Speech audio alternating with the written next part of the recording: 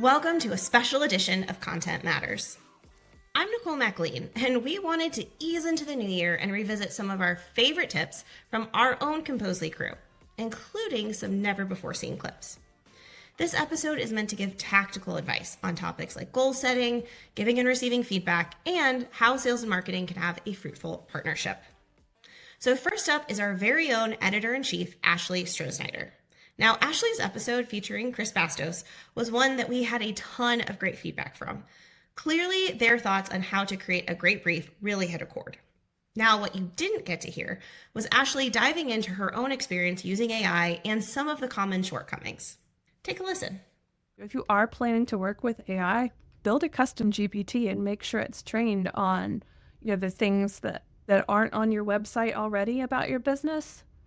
And I think that's what's hardest for writers too, coming in, because they're going to look up what's on your landing pages, what's on your product pages. And if there's something in your head that doesn't make it into the briefs, then the writers don't know that. So whether you're putting it there or whether you're hoping that AI will read your mind, it's that kind of unique insight that's only in your head. So if you know, hey, this is a new product shift, or we're changing our marketing direction here, we want to tweak the messaging, we want to focus on this niche of our target demographic, then that's something that that's probably not already in the large language model. So you have to tell it.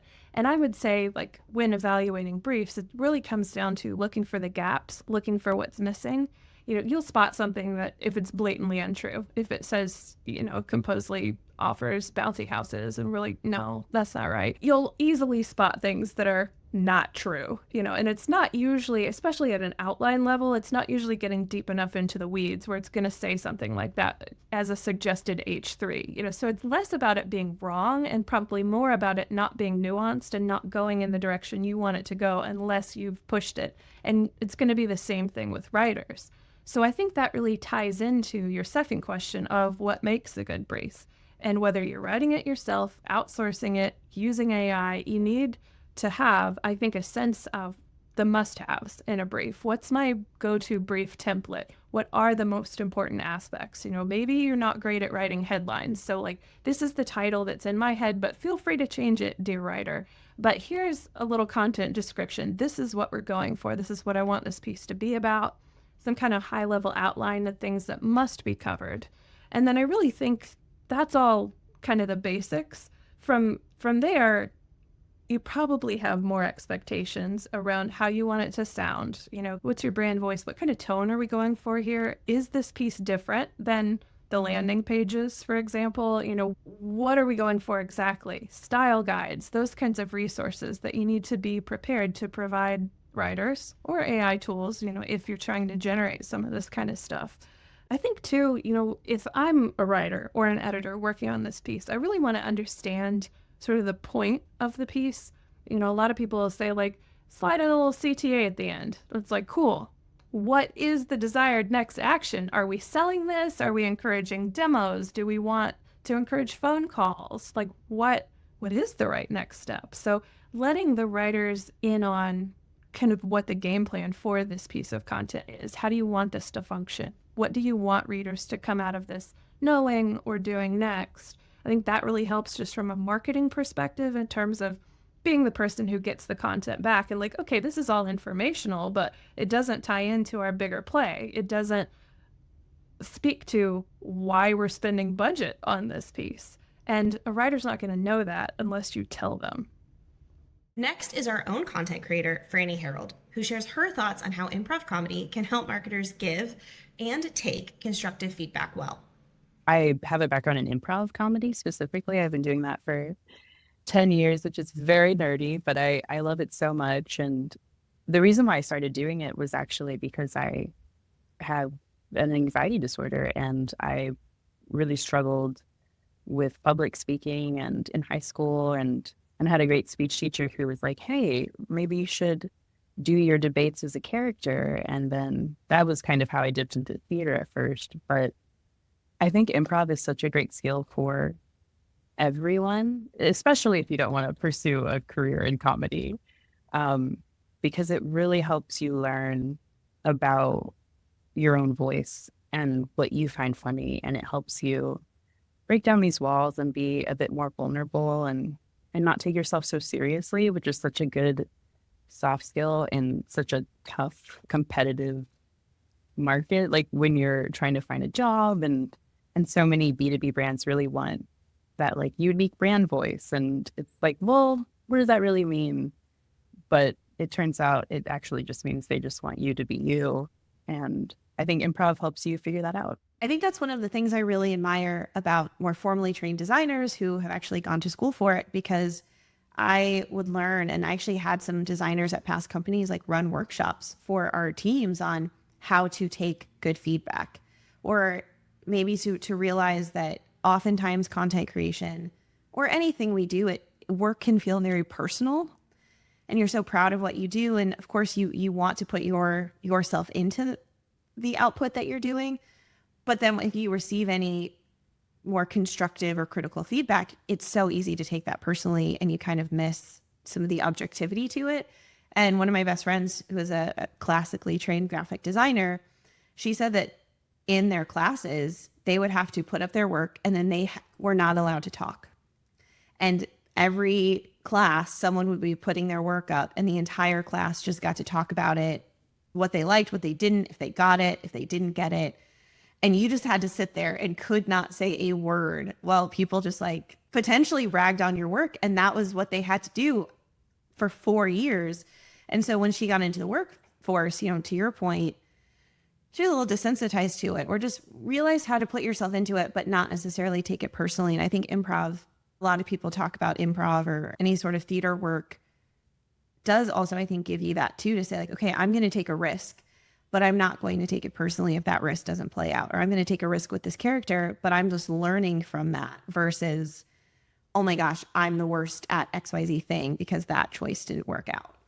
100%. Yes. Wow. What your friend, that like exercise that she went through brought me back to flashbacks and like in acting classes of performing a monologue and then just getting every little thing critiqued, and you have to just take it, accept it. Granted, I think improv is definitely more gentle. So for anyone who's like, wait, you want me to do improv? Yes, especially. It's definitely a very welcoming community. I felt like theater in general, very like creates that space. It is. Yes, it helps you learn how to work on a team better. It helps you learn how to really listen, which I think is also such a great skill to learn for marketing when you're trying to figure out what your audience wants. Yeah, I'm really trying to take into account what they say, and 10 years of listening, of professional listening in improv has really helped me do that, I think.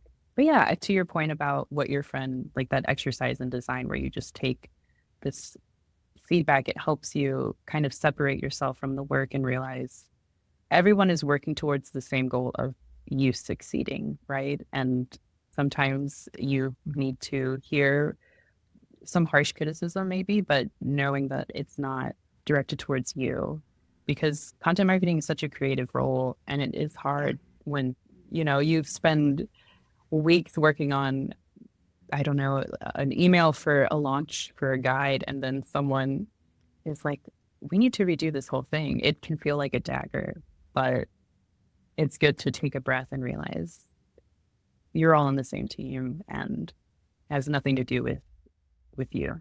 The sales and marketing dynamic is always something that we're looking to strengthen as good marketers. Composely's senior BDR, Osuna, gives her thoughts on the topic. I think that partnership relies on communication and collaboration because we all share the same goal. And outbound sales is all about reaching out to the right person at the right time. But sadly, that doesn't happen all the time. Timing tends to be the issue. So you want to be able to hand out those contacts to the marketing team and trust that they will be taking good care of them and nurturing them in the meantime. So whenever the time is right and we start to see some engagement back, we can work together to trying to get a meeting with them. Finally, we're wrapping up with the one and only Composely CEO, Mike Leonhard. Now, this was one of my favorite conversations so far. Mike and I talk about the art of setting good goals, but more importantly, how to report up on the progress of those goals and ensure that there is company alignment across all departments. Definitely a good resolution for all of us to make this year. I think it's just understanding what is the impact you're looking to make, and then what are the activities and the goals that you're going to set that are going to align with that.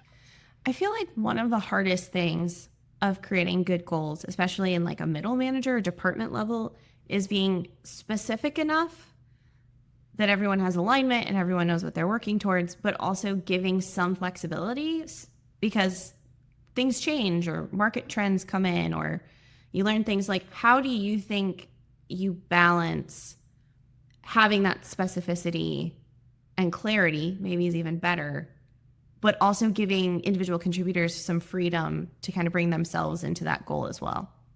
That's a great question, because at each level, it's a little bit different too, right? The higher up, I think, the chain you are, sort of the broader the goals are, and the ways to achieve them could be, multifaceted.